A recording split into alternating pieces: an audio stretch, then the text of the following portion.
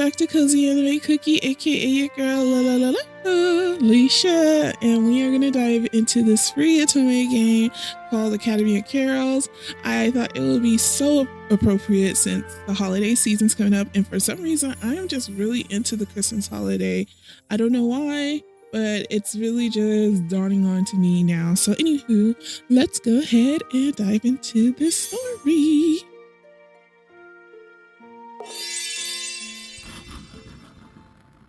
The days are short and cold, and the wind carries a biting chill. Yet it's my favorite time of the year. Alora Rona, with its holly trees and festive songs, is just around the corner. I caught myself humming a tune the other day. Could you have pictured me doing that last year? Back then I had just been initiated to the mysteries of... Oh, choose your own patron. Well, I don't... Goddess of Fates, God of Change, God of Order, Goddess of Mercy, God of War, a deity. Why are all these gods? And then we have a deity. Himmelin. Oh, I wish I knew their backstories before I just choose a goddess or a deity. Goddess of Mercy. Goddess of the Face. I guess I'm gonna go with Goddess of the Face. One is because she has my birthstone, which I'm assuming is my birthstone, which is an amethyst, and so I'm gonna go with Rona. Will you choose Rona, Goddess of Fate? Yes. I was so desperate to know my fate that my eyes were clouded to divination. Do you remember how we first met? Oh, I get to choose the name. She, her. As per usual, I'm going to go with Violet and Evergarden. There you go. Yay! Alright, Violet, let's go. Last winter, the brutal cold had already set in by the time the students had begun to trickle home for the holidays. I must be the only one staying at Lumen's Academy over the break. Alora Rona was a special time of year for my family, but admittance to the academy was expensive, even on scholarship. Between mother expecting a new baby and the winter lull and sales, it was more important than ever to be frugal. Watching the ever-dwindling population of students file out the academy grounds overloaded the luggage, only made me wish I could afford the trip home. I sighed deeply and looked away from the window. Nobody had come to bid me farewell. They had no reason to. I was not their friend. I was the commoner classmate. Enough moping. The break had officially started. There was only one thing left to do. Yeah. But time was frugal. Why do you have money for presents? How do you have money for presents? Now we're going to take this quiet time to study. I was bound to find a free table in the library now that all the haughty upperclassmen had already left. With a spring in my step, I crossed the hallway to reach that paradise of ancient tomes and well-guarded knowledge. Oh, our first handsome suitor, which I'm assuming. Only one student sat by the frosted window, cutting a striking profile against the white-hot sky. The candle he held bathed his face in soft light. Is he waiting for someone? I looked away when he met my gaze. I had been caught staring. Oh, my apologies. Apologies? You're perfectly on time. I'm glad you can make it. Ooh, we got voiceover. Okay, I'm gonna keep note of that. I stood there stupefied for a handful of seconds. Was this handsome stranger truly waiting for me? I didn't even know his name. I wasn't aware we had an arrangement. Did you not receive my message? Oh, you sent for me. I never carried my sending stone with me. Perhaps I thought he had tried to contact me through it. I smiled apologetically, but he didn't seem to mind. I sent an invitation to all remaining students. Why not spend the holidays together? What do you say? Well, that's quite generous of you, but I have no clue what your name is. Your idea sounds great. An introduction would sound even better. Oh. Okay. Allow me. I took a step forward and curtsied. I'm Violet. Pleased to make your acquaintance. I was close enough to notice the glint of gold cast in his eyes. Such a mesmerizing color. You can call me Keldrin. Keldrin? Keldrin? You mean his uniform was much nicer than mine, and the epaulets made it look almost military in cut. This was... Yes, the second prince of the Gallon's empire in the flesh. Oh, a prince. Of course he's a prince. Of course. I didn't know what to say. I should have recognized him instantly. Was Prince Keldron mad? The curtsy I had given him should have been a floor-height bow. There's no need to be flustered. I'm a student just like you. Please, call me Keldrin. All right, Keldrin. If you insist, Keldrin. His relaxed chuckle made me even more aware of my awkwardness. How could a member of the most important family in the Empire be stuck here just like I was? After collecting myself, I decided to ask him if studying would be included in the plans. Oh. For my family's sake, as well as my own, I didn't want to neglect my education. An admirable goal. However, in my experience, distraction as well as determination are both stones needed to pave the path to success. Even Merida's rests on holiday, you know? Right. I see from your uniform that Rona has blessed you. You'll get to observe the depth of 3 different kinds of magic. It'll be worth your time. He's not the only one staying, it seems. You're not the only one staying for El or Rona. Oh, with a snap of his fingers, the candle snuffs itself out without giving smoke.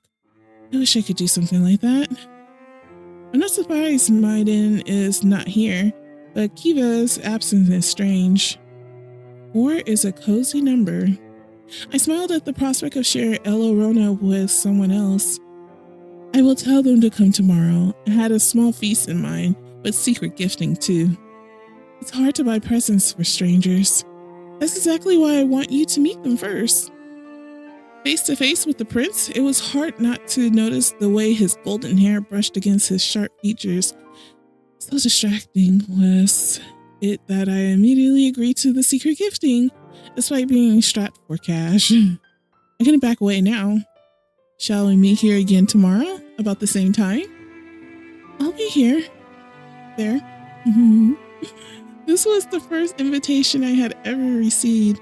It made a tender feeling emerge within me for a brief moment, before dread crushed it.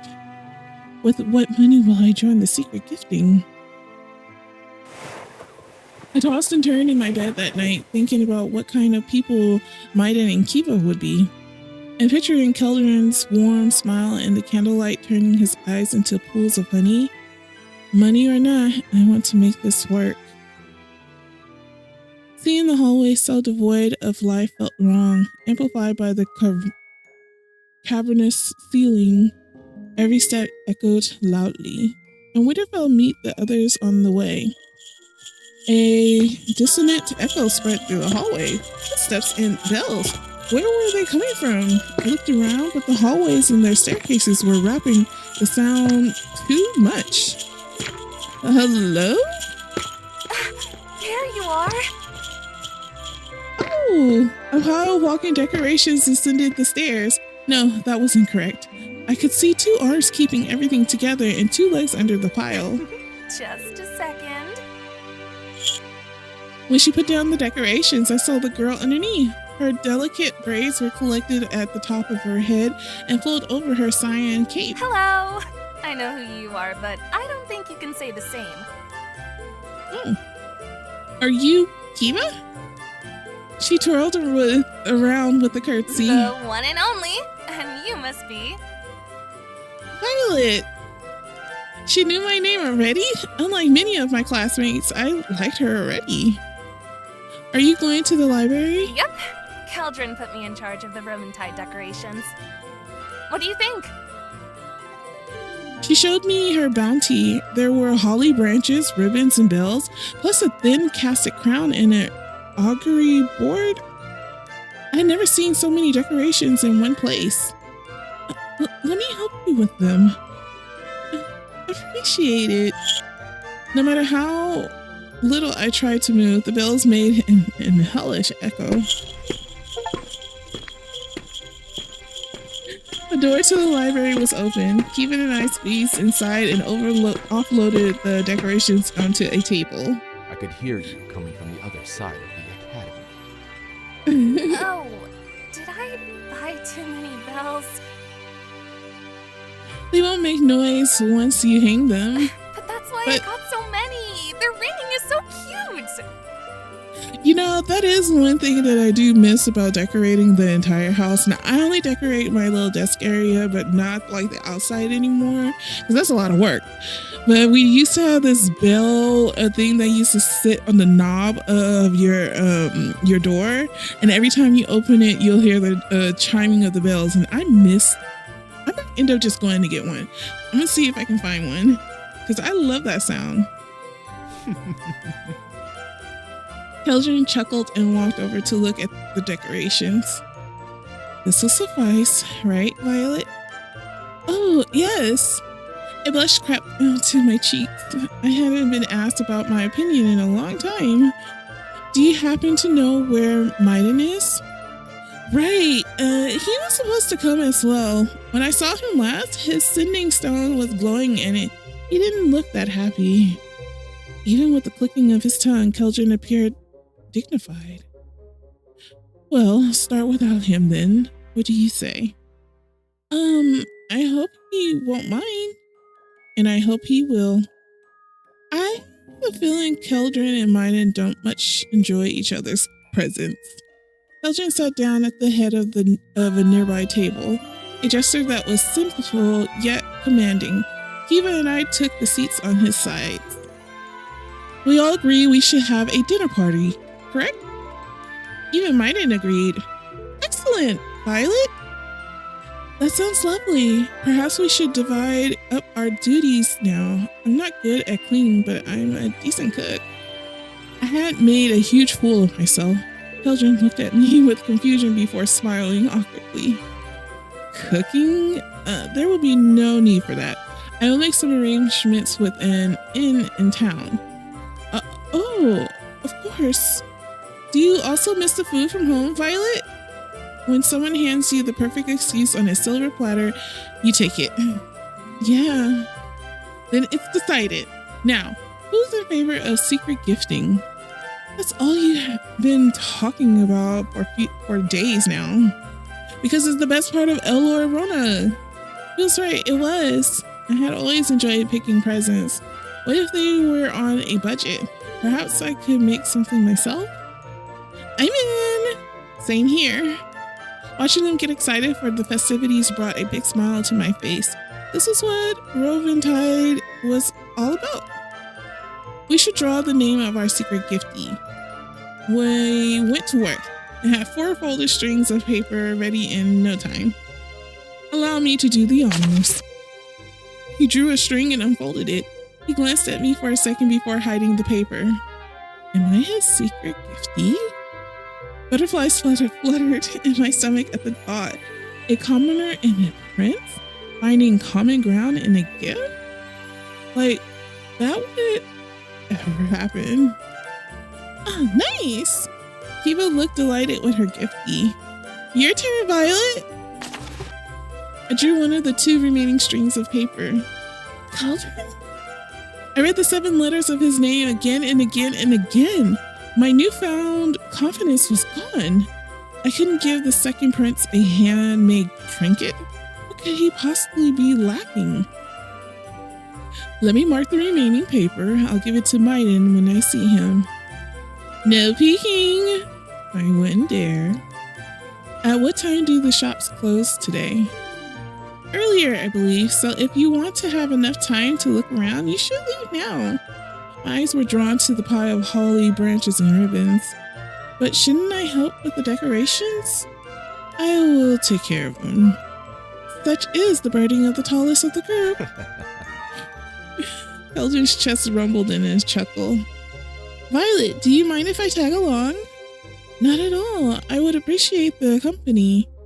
She was friends with Keldrin and could certainly help me pick a gift for him. I will see you tomorrow then. I followed Kiva out of the library and had to force myself not to give Keldrin one last look. Girl. Kiva and I chatted each step of the way. She was a never-ending font of curiosity and seemed eager to get to know me. That's amazing! Not many get a scholarship for lumens. Thank you. She was a noble, just like my classmates, but it didn't feel like it. It was so easy to talk with her, with Keldrin too, despite his presence. My thoughts were more than happy to focus on him and recall the way his hair curled just so. Can I tell you something?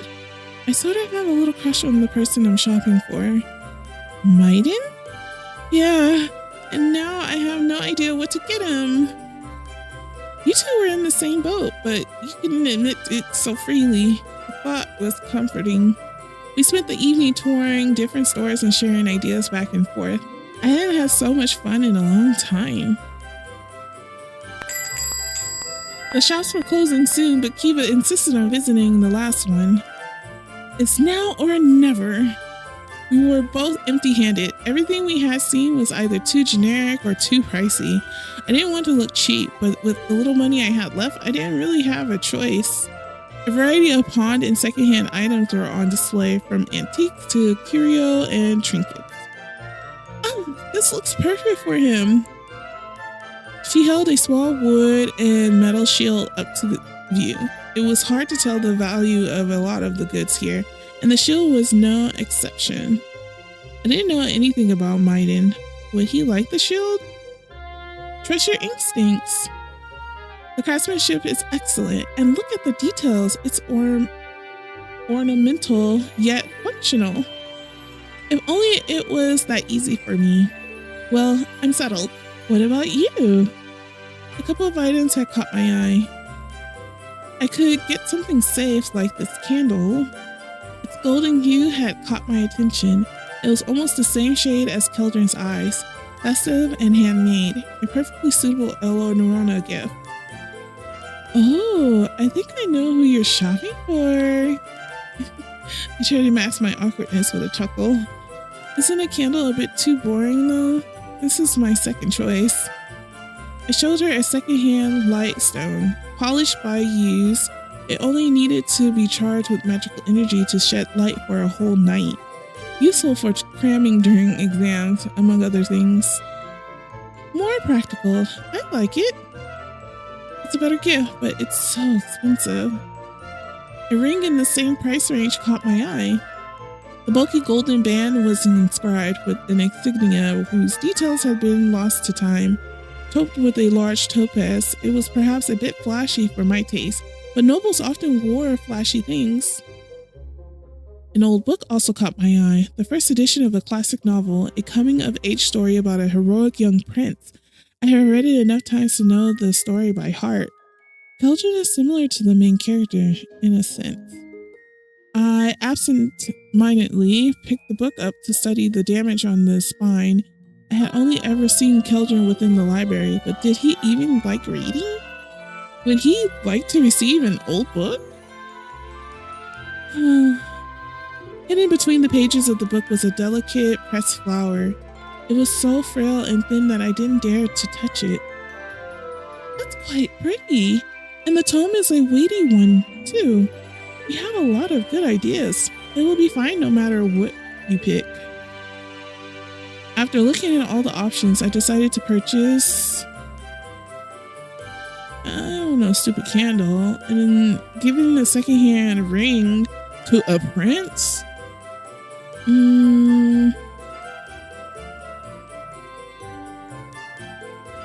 She did say that he's in the library. It's between the library and the Lightstone.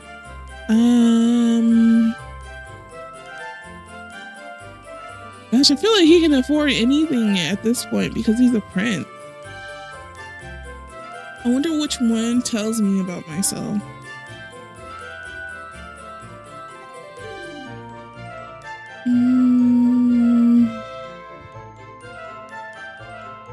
I mean, like, if I read this story before and I tell him that I read the story before, would he be impressed and want to know what the story is about? Oh. Okay, it's between the book or the Lightstone. Come on, you gotta pick one. Lightstone. Surely any student of magic would appreciate an enchanted object, especially one this useful. Practicality. Well, now, I call this trip a success, wouldn't you? Definitely. I wonder if Keldrin managed to set up all the decorations. There were a lot of bells. Guess we'll find out tomorrow. I was looking forward to it. By the time we went our separate ways for the night, I was brimming with anticipation. Falling asleep was going to be hard knowing the excitement tomorrow would bring. Things were going so well for once. It felt like I was finally making friends. I should have chose the book. Oh well. The hearty aroma of stew beckoned me to the prefect's room.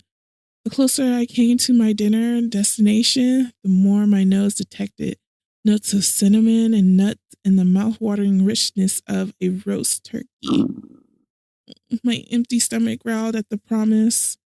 Don't embarrass me. I could hear music from the other side of the door, along with two sets of voices. After a moment of hesitation, I pushed the door open. That Christmas tree, or Elorona tree, is so pretty. Oh, who are we kidding? This is Christmas stuff. This is nice. Wow. Keldrin has outdone himself. A festive tree stood proudly by the windows, festooned with a garlands Kiva had bought and her concerning amount of bells. That's really pretty. Oh, and the flowers. Oh, this is really nice. I hope I'm not late. Not at all. Keldrin stood up to welcome me. He could have been towering with his height and broad shoulders, but I didn't feel dwarfed in his presence. Perhaps it was because of his warm smile. He looked proud of the decorations he had lovingly arranged. You're perfectly on time. Kiva waved at me from her seat. In front of her lay a feast unlike any I had ever seen. I was right about the turkey and the stew. Several dishes were arranged in the center of a study hall table. Each plate had 3, 4, 5 sets of cutlery. Don't tell me nobles have rules for eating too. Calm down, Violet. Just observe the others and do the same. The door behind me opened suddenly. A young man with short, fiery hair stepped into the library. I had finally met Maiden. His eyes avoided Keldrin, glossed over me, lingered on Kiva, and then he said, "Is that herb roast turkey?" I didn't know how to answer that. Good evening to you too. Shouldn't you go back to your room and retrieve the manners you forgot there? What manners?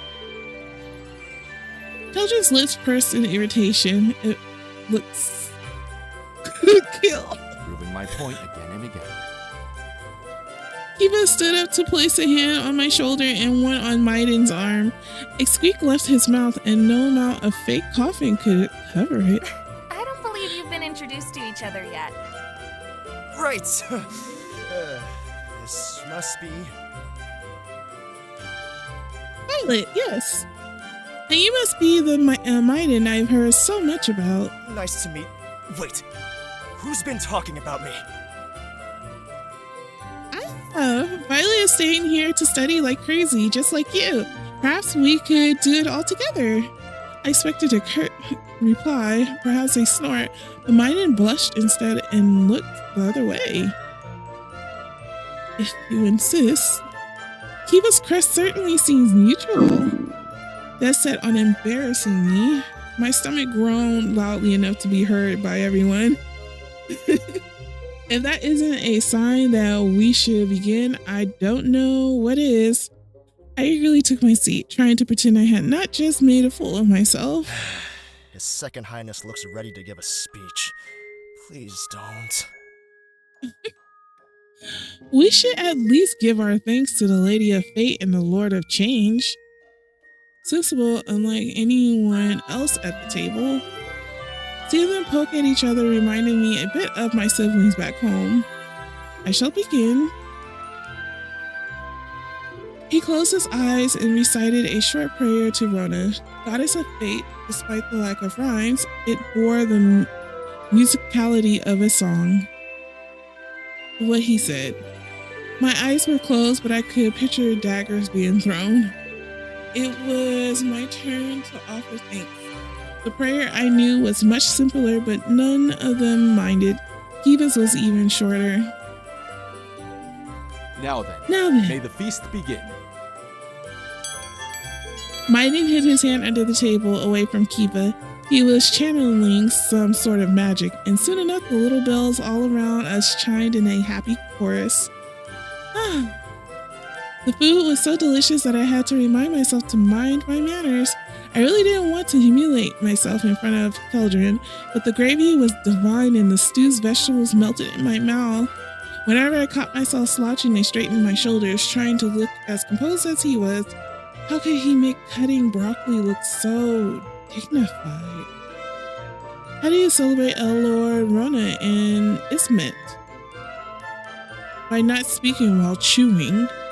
Maiden rolled his eyes and gulped down his bite. We don't. This time of the year is brutal in the mountains. That's why I decided to stay. The winter here is much milder. Words left my lips before I knew it. Won't you miss your family?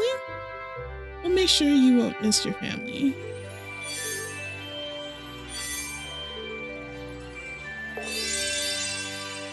Not everybody does. The shortness of his tone caught me by surprise. I apologize for assuming. You couldn't have known. Now, you do. I surely don't miss the hag after she forced me to stay here. Maiden, that's no way to call your mother. We chatted throughout dinner, and when even the dessert was finished, it was time to head to the library and exchange presents. Colored lights cast a warm glow over the library, shielding us from the icy cold beyond the windows. Violet? Keldrin's hand rose in offering. A red ribbon wrapped the gift box meant for me. This is for you. I was so excited. I was so excited about unwrapping it and that I held my breath. An angel greeted me from inside the box, a stone statue with delicately carved wings. The base was ornate, with protruding marbles that looked like buttons. Wow, that is pretty.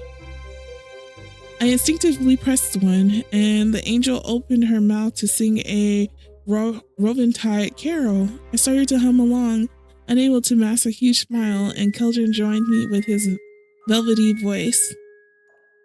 This was the best Lord Rona I could ask for. Is it my turn yet? Maiden. I had some choice words for him, but I didn't want to spoil the exchange. Keldrin, thank you. It's a wonderful gift. I stroked the marble angel's long hair, amazed at the intricate carvings. My turn. Kiva? Maiden's arms sprung towards her with a smile and unwrapped the box still in his hands and looked inside. Then at Maiden. Then at the contents of the box. She didn't look too happy. Thank you. Her hand fished out a knife. Kiva studied the blade in her hand in silence. And here I thought Rovenians are supposed to be charmers. Leave that name out of your mouth. Well, it's, very sturdy? Very sturdy dagger. Right? Always handy to have. You can do a bunch of things with it. Cut fruit, defend yourself, shave, pry something open. So it's like more of a gift for yourself. A deafening silence filled the library. Keldrin was quietly snickering at Maiden's lack of tact. I can only imagine what was going through Kiva's mind. Shaven? Maiden? Really? You put a lot of thought into it. She sheathed the dagger and pocketed it. Thank you. Maiden looked away before putting on a brazen face. What did you get me? You have to wait for that, Violet. Oh, right. My box wasn't as fancy as theirs, but I had done my best to make it pretty. I held it high for Keldrin to take. I wish you a wonderful Elorona. He unwrapped the box and fished out the lightstone. What's that? Keldrin closed his eyes for a moment to infuse some magic in it. The stone glowed softly in his hand. It's a study aid. I hope you'll like it. Thank you, Violet. It was Kiva's turn, and she held her box towards Maiden. My gift is the opposite of yours. A feather tickler? Not even close. When he saw the shield, his mouth formed a perfect O. This is awesome! He immediately adjusted the straps to secure it on his arm. Thank you. Since all eyes are on you now, Keldrin produced a thin metal crown from behind his back. I had seen it before. It was lying in Kiva's pile of decorations. It's time to elect our king. It was a Roventide tradition to crown a king of misrule, the leader of merrymaking. It seemed fitting for a crown to rest on Keldrin's head, but there was only one of us who perfectly embodied misrule. Keldrin unceremoniously placed the crown on Maiden's head. It sat tilted instead of straight, and that made it even more fitting. Finally. A Rovenian in charge. Ay. Maiden puffed out his How chest. does it feel, your lesser highness, to be the vassal for once? Ay. Simply grand. Keldrin's face said otherwise, but he wasn't giving Maiden the satisfaction. Everyone, it's time to party! All right. He had gone all out, too, with dexterity games and a chalkboard to keep score. I wasn't doing half bad, but the true competition was between Maiden and Keldrin, who kept trying to outplay each other. And the winner doesn't matter. Why did you keep score then? He approached the chalkboard and wiped it clean with his arm. Did I? It's gone now. Kiva raised the augury board in the air. I have one last game I want to try. It was made of wood and had 3 shallow metal bowls inserted into it. Despite being so simple, it was a conduit for powerful magic and fun. Oh, that. Violet, want to explain how it works? Leave it to me. The rules were simple. We all had to pour magic into the bowl, and spirits would use it to communicate with us, challenge us with truths or dares. I'll dim the lights. Okay. The library grew still and quiet. Outside, a blizzard picked up with a howling gust, an omen, perhaps. You look scared, King. No, I don't. We formed a circle around the augury board. In the dark, nobody saw my cheeks glowing red when I felt Keldrin's gloved hand wrap around mine. Now. Oh. We broke contact to let our magic pour into the bowl and take form. It swirled almost lazily, shifting hues like a kaleidoscope. Then it morphed, forming a languid hand that pointed towards me. Hello. It beckoned me over and I obliged with excitement. Truth or dare? I picked... Oh.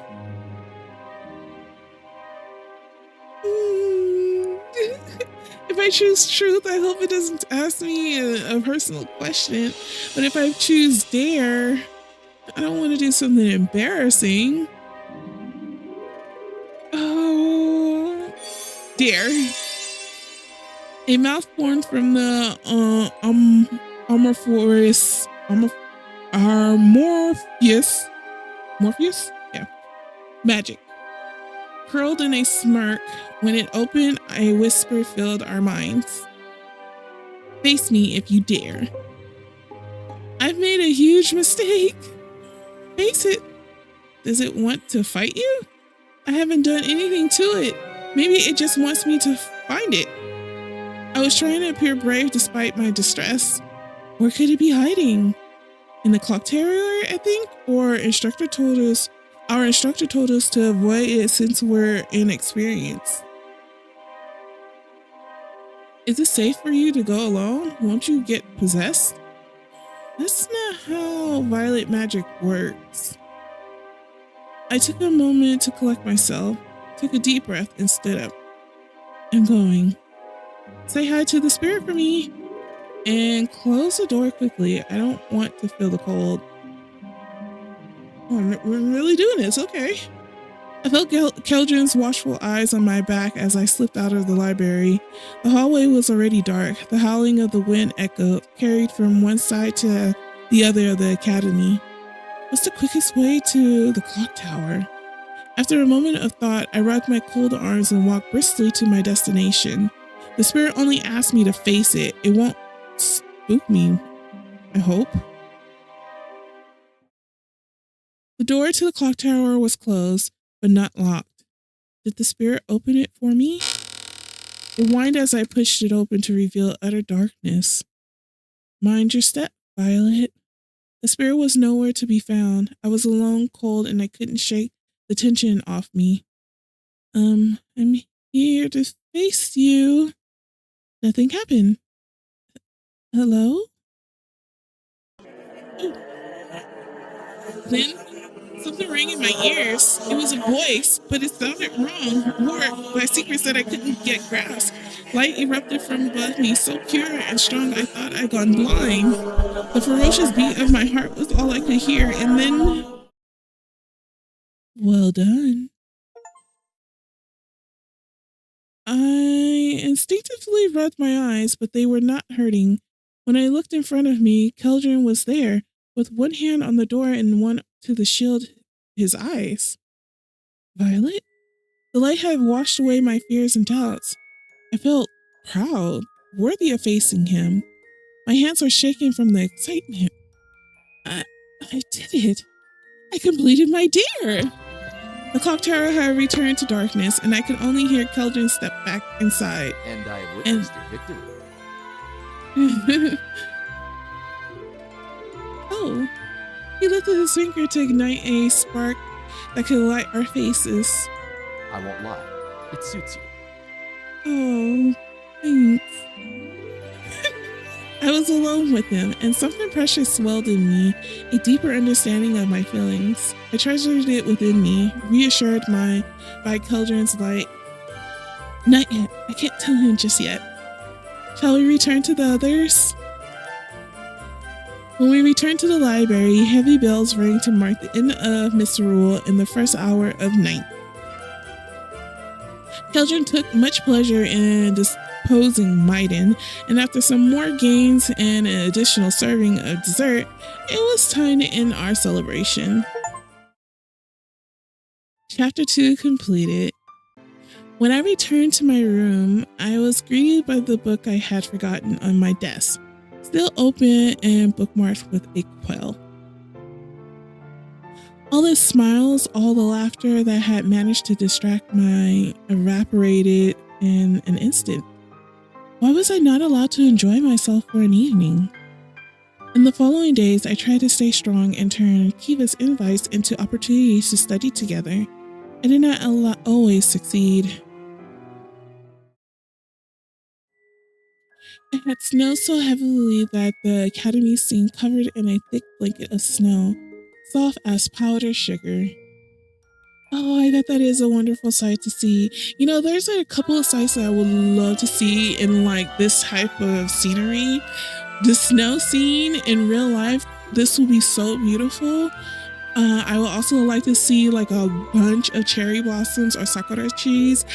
And I would love out of anything in this world, because fall is my favorite season, to see all these trees drenched in beautiful orange, golden, red leaves, and the ground filled with just a sea of beautiful fall leaves. Oh my goodness. That is just a sight to see. Anyways, let's keep going. Kiba, who had volunteered to watch over the pond, had asked us to tag along. Have you been doing this every day? Almost every day. The water in the had frozen over, and a thick layer of snow concealed the pond from sight. With a twirl of her hand, Kiba made it roll to the side like a blanket, revealing the ice surface. Are the fish in there alive? The ice cracked as she pierced holes in it. They're taking a rest. And now, with access to air, they'll survive. Until the spring, when I will eat them. Okay. Your timing is impeccable as always. What? They're there to be eaten. I mean, he got a point. With nothing else to do but admire the view, we were ready to return to the comfort of the academy halls. Hey, your lesser majesty. Maiden has snuck away from the group to make a snowball, which he was now weighing in his hand with a menacing smirk. Take this! With a flick of his wrist, Keldrin summoned a barrier. Take what exactly? As the snowball slowly slid off the magical barrier, Keldrin ran a hand through his snow-free hair. That's not fair. You know what's not fair? What? He was so focused on her sweet smile that he didn't notice the snowball she had conjured behind her back. This! Kiva's snowball flew in an arch, narrowly avoiding my head and smacking Maiden on the nose. Traitor! Kiva wasn't finished yet. Snowball after snowball, she playfully pelted a hopefully underprepared Maiden with snow. I couldn't help but join in with their laughter. And when I turned to Keldrin, I realized his gaze was fixed on me. Oh, he is staring at me. Having fun? Then Kiva turned her attention to me. Oh, they're all looking at me. You wouldn't I? Conjure snowballs were already rooting around me. Ooh, that's a word. That's a word for word. You know, there's a couple of words that I never came across before, and I'm learning, and I like learning new words. Just gotta learn how to pronounce them. Anyways, rooting around her, almost vibrating in anticipation of hitting someone. But Maiden started it. Wouldn't it be the best if we refrained from using magic? Keldrin was addressing the others, but really he was looking at me. I was the only first year, the one without a full grasp of the basics yet. If I wanted to have a chance at winning, we had to fight the old-fashioned way. They're holding back for my sake. I decided. I'm gonna join in. I'll have some fun. All right, no magic. Kiva's magically formed snowballs gently fell to the ground. Are we making teams? I exchanged a knowing look with Kiva, who took a step closer to Maiden. Oh, that put Keldrin and I together. Here, you may use these. He slid off his black gloves and offered them to me. They looked so much nicer than anything I owned. Are you sure? Keldrin answered by placing them in my hands. Warmth crept up my cheeks as I stood there, unable to come up with a proper way to thank him. You're welcome.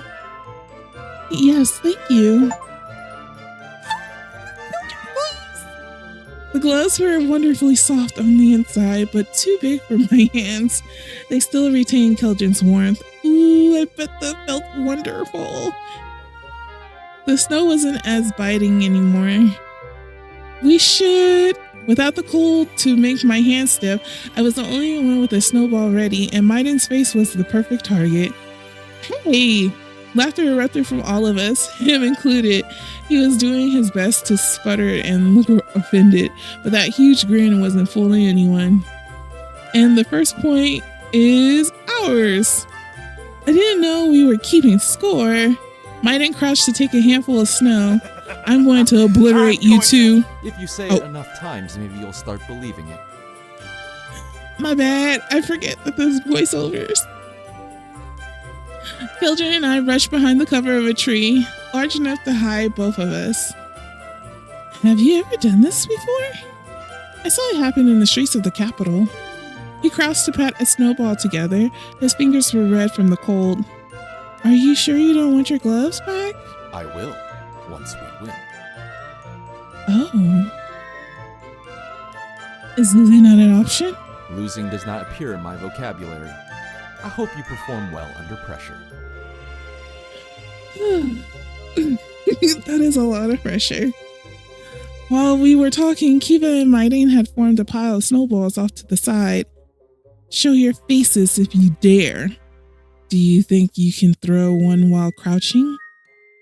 To confuse him? Indeed. At his signal, I emerged from one side of the tree and was greeted with a snowball to the forehead. Sorry!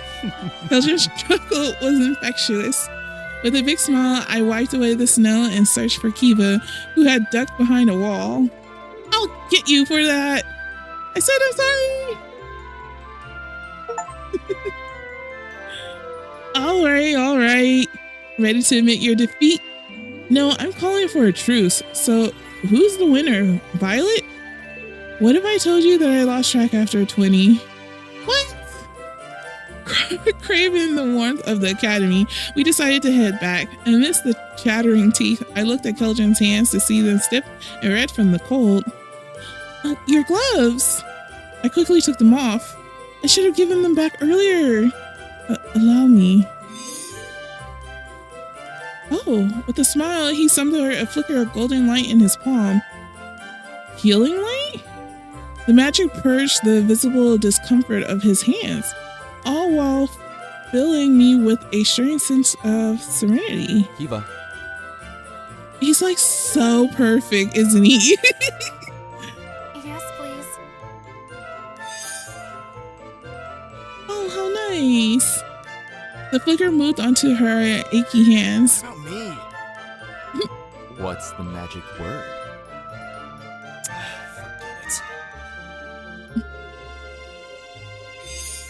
Forget it. He did it anyways.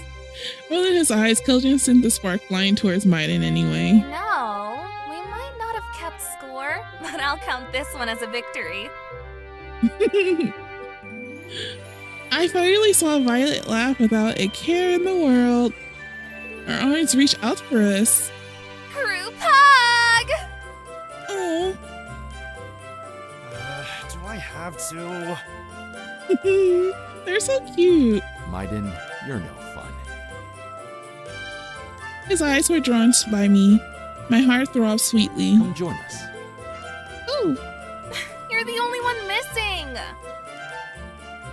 Laughing again, I joined them. Unfortunately, the break was coming to an end, and the gifts for my family were still in my room. I had decided to go to the mailer study, but my feet were bringing me anywhere but there. A heavy sigh escaped my lips.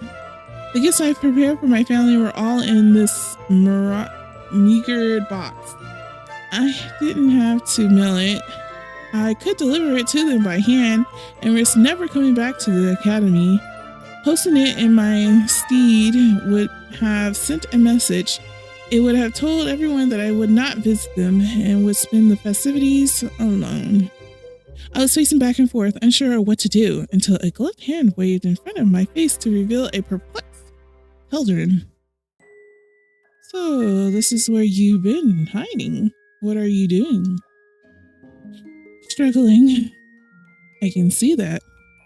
His eyes fell on the box and his expression morphed into something that was quickly hidden beneath a smile. Violet? I'm fine. Clearly. The chairs in the corner looked more comfortable than ever. Would you care to join me for a minute? I was overwhelmed. The letter from home that wasn't coming, my studies that were not progressing as smoothly as I wanted, the pitiful box in my hands, the fact that Cauldron was gracious enough to lend me his ear. The corner of the hallway housed a small table and a couple of chairs. I had never seen them empty before in Hibernia? Thank you. Thank me by sitting down. Oh, Keldrin, he is a leader. He do take charge. I can tell you that right now. Yes, sir. I stole a chuckle out of him. So, the small box on the table looks so out of place next to a prince. This is not really about the package. It's merely the tipping point. Keldrin was insightful and had proven to be so kind. I decided to share my concerns with him. Oh, I really didn't want to burden him. But he wanted to know. Did I tell you that I'm here on a scholarship? Kiva mentioned it to me. A scholarship can always be revoked. I'm here now, but I swallow heavily. My mother, busy as she is, she's carrying my baby sibling to term, and at her age, the risks are so much greater. I must have not made much sense to him, jumping from the one concern to the other. I could be home helping her, but I'm here, and if I don't succeed at Lumens as an exceptional mage, all her sacrifices will have gone to waste. I can't let that happen. Have you looked into asking for a leave of absence? If I leave, I might never come back. Oh. I was glad for the chair beneath me when I would otherwise have sunk to the floor. And so I study, because that's what I'm here to do, and worry, because how could I not? The more you worry, the less you can focus. Thus, a vicious cycle begins. It's true. I was showing him an ugly side of me, insecure, afraid, indecisive, and he didn't have platitudes to offer. No, he was a shoulder to cry on, kind and steady and grounding. We continued talking until the shadows around us began shifting. Hours had passed, disguised as minutes. Keldrin was a wonderful listener, but there were things even he would not understand. He was a prince, after all. Kiva and Maiden were nobles as well. They never had to worry about the price of bread, about eating the same thing for weeks in a row during bad months. They had no idea of the sacrifices my family was making to let me stay here in comfort. Would they understand? Violet, the lightstone you gifted me. Had you been using it? Almost every night. He was talking to me, but looking at the box.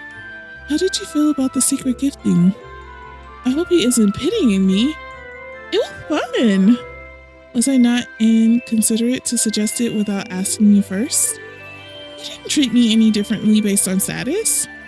You're kind to spin the situation that way, but I still feel the need to apologize. What for? He placed a hand on his heart. If I had asked for your opinion instead of imposing, I could have spared you some worries. He was not letting my wealth dictate his opinion of me. There was no pity in his eyes, only honesty and perhaps a tinge of shame.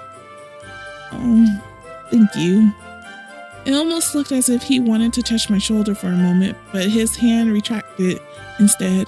I caught myself leaning forward and relaxed into the chair. I've been talking your ears off. How dramatic. You're rubbing off on me. So, what do you want to do about this package? I don't know. Being a student at Lumen's Academy was a one-of-a-kind opportunity for someone like me, but the sacrifices my family made were filling me with so much guilt. Go back and risk never coming back to the academy, or send the package and spend the rest of the holidays alone. I explained everything to Keldrin without glossing over how indebted I was to my mother and everyone. Are you open to suggestions? I nodded. All choices look equally appalling or dreadful. Wait until that changes, and a clear winner emerges. What? All choices look equally appalling or dreadful. Wait until that changes and a clear winner emerges. This Thank you for the pearl of wisdom. We stood up and stretched our legs, and I turned the present over in my hands. I guess I'll take this back to my room. I'll walk you there. What? The first year dorms were on the opposite end of the mailer study. Have you seen Kiva anywhere? No, but Maiden asked me to avoid the gardens at all costs. His cheeks matched his hair color. Oh. Were they finally going to be more than close friends who would steal glances and touches? I shared a look with Keldrin, whose face mirrored my own. We might not be allowed in the gardens, but there's a window there. We both approached it, surveying the inner courtyard.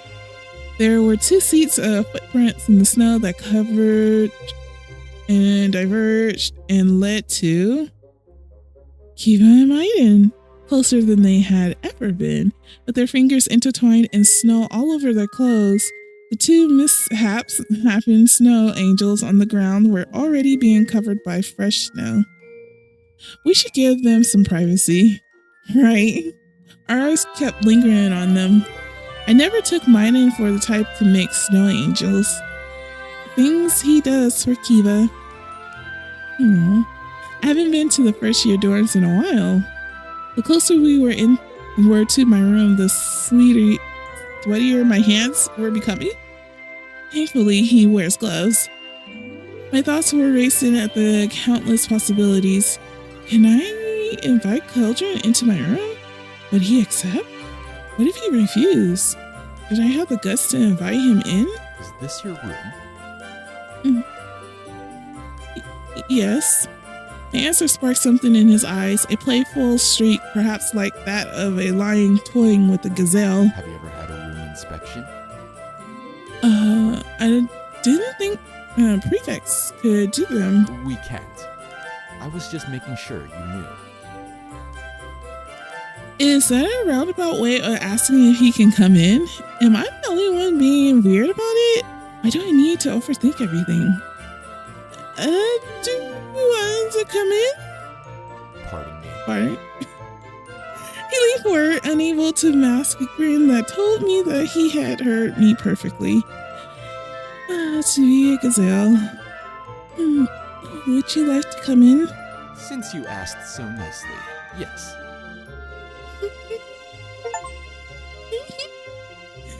The sharp light filtering through the window made my room appear more drab than usual and totally unbefitting for my guest.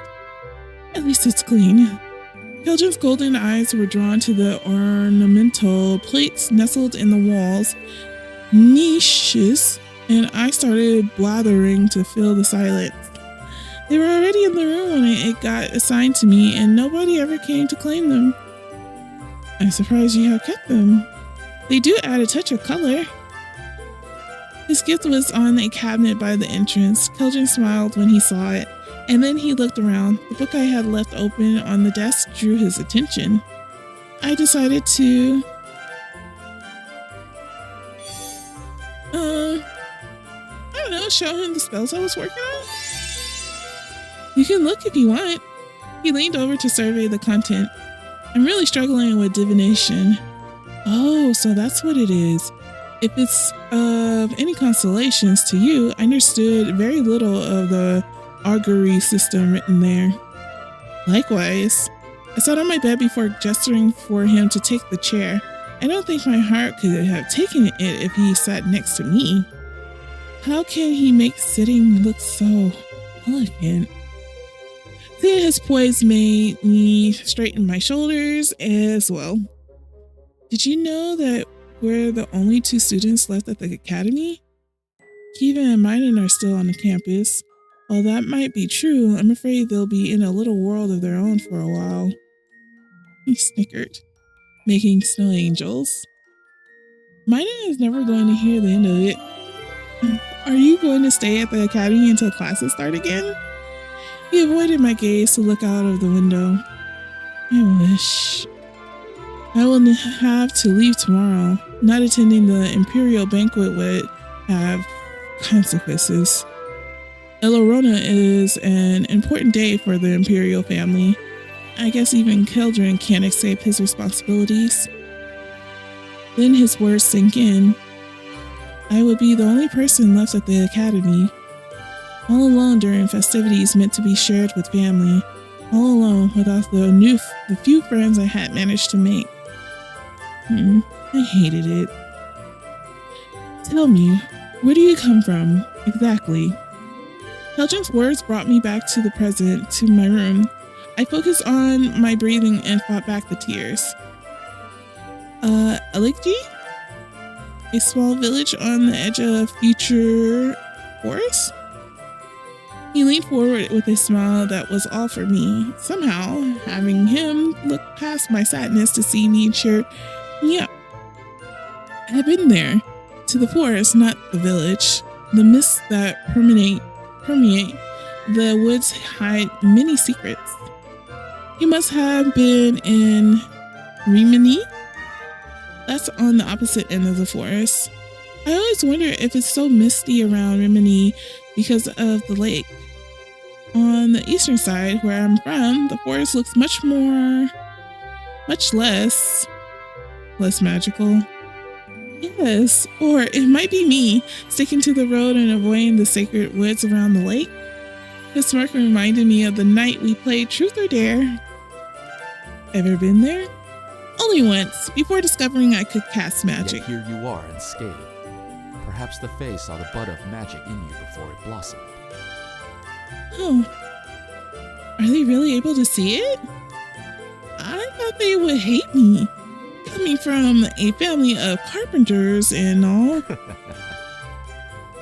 He didn't even try to mask his laugh, but his eyes weren't unkind.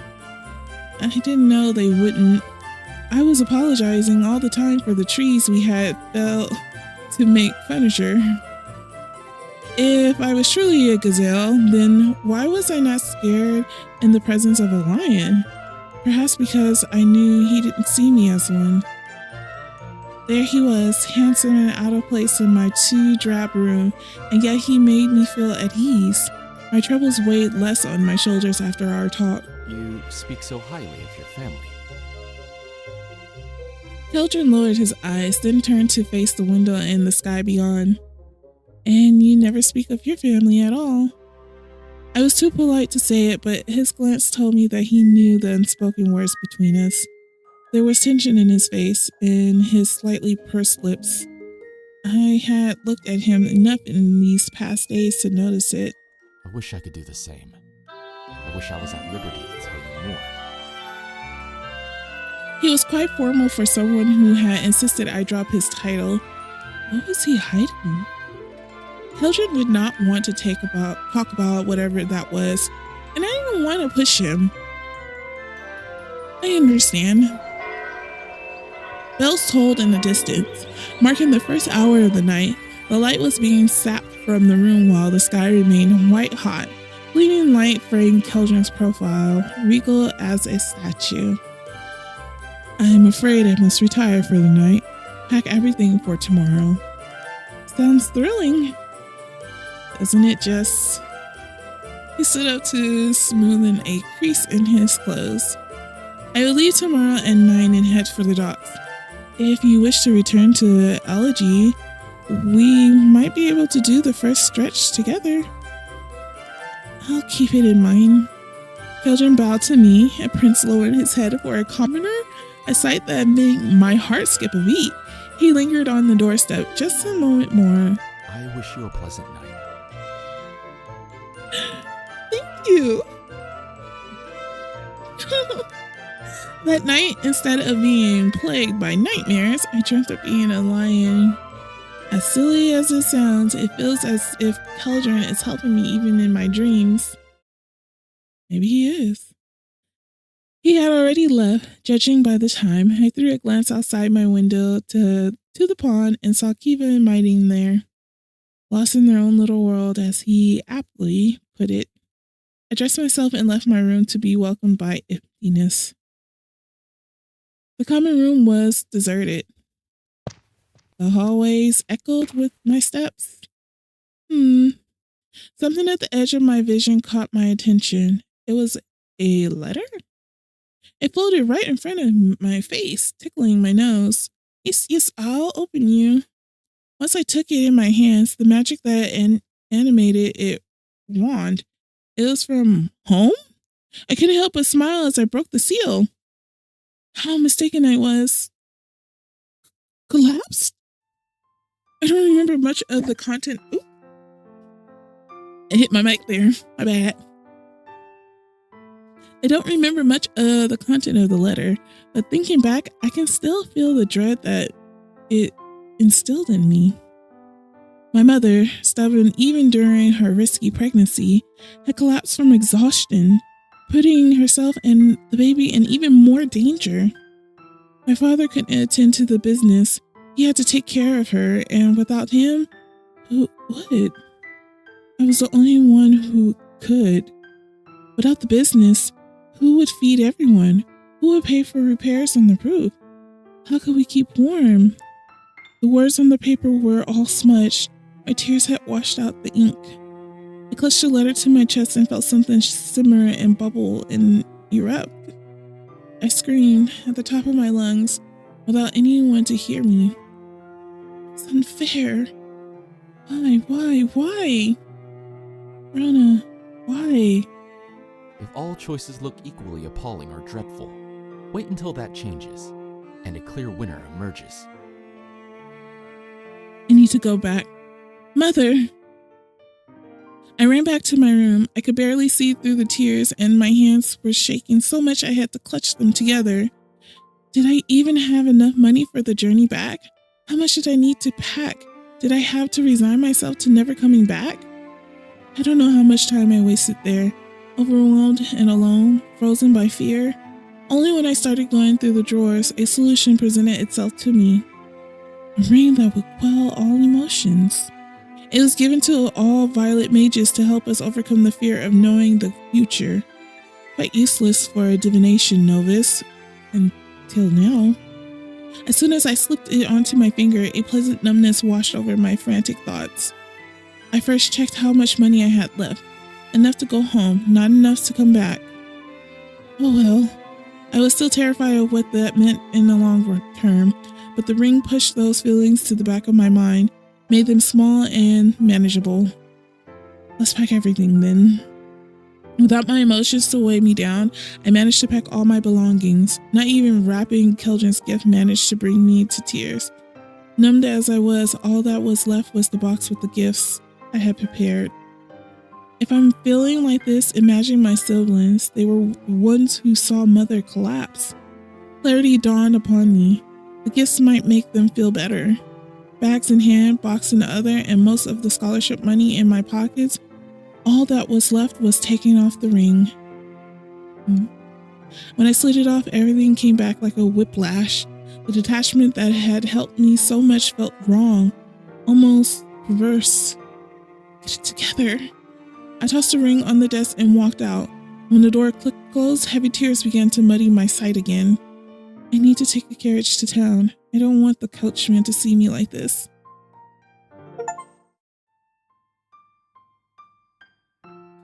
Without the ring to calm me, I was growing more frantic by the minute.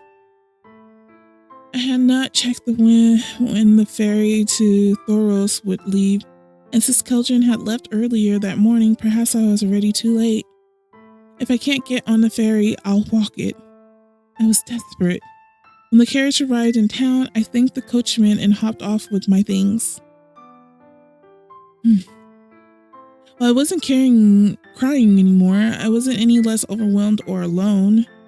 In a moment of selflessness, I found it unfair for the town to be adorned with bells and garlands for El Llorona, looking at it prettiest while I was a mess. Violet! The snow crunched under 2 sets of footsteps. What are you doing here? I tried to hide my face, but it was too late. I'm sorry. Don't say that. Kiva offered me a handkerchief, smooth silk for my cheeks. If you packed everything, does that mean... I'm leaving. Mother. Kiva left Maiden's side to give me a hug. I wish my hands weren't full so I could reciprocate it. She didn't seem to mind. Without me, they can't. If telling us makes you cry, don't. Kiva mumbled something under her breath. What I mean is that you don't have to dwell on it to feel us in if it makes you feel bad. They didn't know what I had told children. They had no idea that going home meant I would probably never come back. This is farewell. Can we do anything to help? Anything at all? I don't know when the boat leaves. It was supposed to leave half an hour ago, but there was a delay or something. They had to change windmasters midway. Keldrin wasn't pleased about that. He's still here? You still have time if you want to hop on it. I think he knew this. I truly feel like he knew about this. Okay, interesting. Tell you what. How about we help you with your bags? I can do that. Hey, a horn blared through the town, startling us all. The ferry had arrived at the docks. Give me the bags! Time to run! Ooh. The docks were on the opposite end of the town. By the time we arrived, I was out of breath, feeling side stitches, and my shoes were soaked through by the snow. Let Violet on board. They were already loosening the ropes that connected the bridge to the ferry's deck. This might be the last time I see both of them. I didn't have the proper farewell we deserved. I grabbed my things and jumped on board as they were cheering me on. Write to me once you arrive home! As the workers around me were undoing knots, I felt one of my own in my throat. I stood on the deck, waving my hand by holding the presents in my arms. All I could muster was a whisper. Farewell. The horn blared again, so loud it made me wince. Was that? Then Keldrin, handsome Keldrin with those kind golden eyes, walked out of the cabin. Violet. The ferry began to slice through the waves of the river, carrying me away from Lumen's academy. What happened?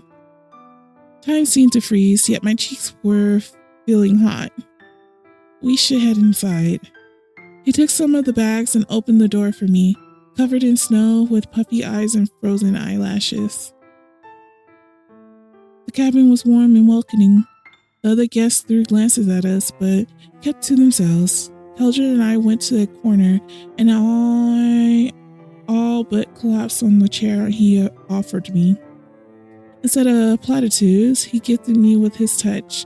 Through the black gloves I had worn myself, his gaze on me, his hand on my shoulder, they gave me clarity where the ring had given me numbness.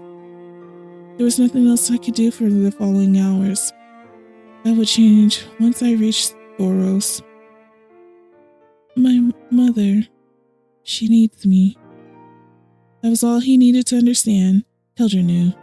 His touch lingered for a moment before he retracted his hand. What will you do? The scales had finally tipped to reveal what my heart wanted most all along. I didn't pack all of my books for nothing. I remembered the dream he had inspired that night. I remember being a lion, being respected and accomplished. I'm going home to see my mother and help with the family business. I'll spend any free time either studying to catch up or working to recover my scholarship money. My plan wasn't ironclad, but it was a start, and it felt right. Never before had I ever thought about my future with such determination. May Meridas and Rona be your witness. The soft candlelight of the cabin caught in his hair and made Keldrin look like a vision. To think that his smile would be directed at me, of all people. He deserved nothing less than to see your future realized. For the first time that day, I smiled because he was right. We shouldn't waste any time then. The gentle rocking of the fairy made studying impossible, but Keldrin decided to help me one more time with the raw memorization of the basic spells I was learning. We parted ways in Thoros. I had to catch a carriage south to Algae, and Keldrin needed to head west to the capital. I'll see you at the start of the next term. I'll have a test ready to see if you memorize those spells properly. A test? It's been exactly a year since that fateful day. We ought to celebrate someday when you're less busy. I'll invite the two lovebirds as well. Warm regards. I had to take a leave of absence for a term, but I returned to Lumen's Academy thanks to my own efforts.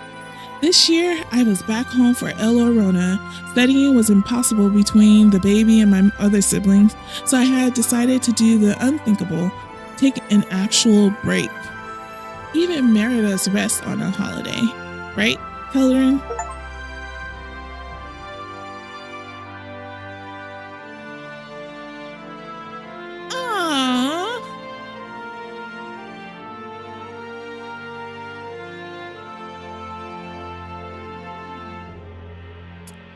Well, that was a nice story. I was very invested in it. I thought it was going to be a lot longer. At least I got the normal ending. I wonder what the other one is. Like, I wonder if I would have gave him the book. Oh, I feel like those determine your choices. Like, depending on what you get him is what determines your ending. Oh, wait. He never received my letter. It was returned to me with a stern talking about associating with expelled individuals. Keldrin had left Lumens. Expelled? But why? Oh, this was such a good story. Blah, blah, blah. Maybe there's more to this. And I want more to this. I want to know what happened. Oh, I gotta find out if this developer made more. This was such a good start. I'm so invested. The world building was so great. I got so invested in everything. Oh, Academy Carols. Yes, definitely. I'm gonna try to see if I choose a different present to give him. If that gives me a totally different ending currently right now. But I am so invested in Academy of Carols. Oh my goodness, this is just so... Okay, anyways, I hope you enjoyed this story just as much as I did. But I hope you have a great rest of your day, evening, night, or whenever you see this video. Comment down below, like and subscribe, and I will see you in the next one. All right, bye!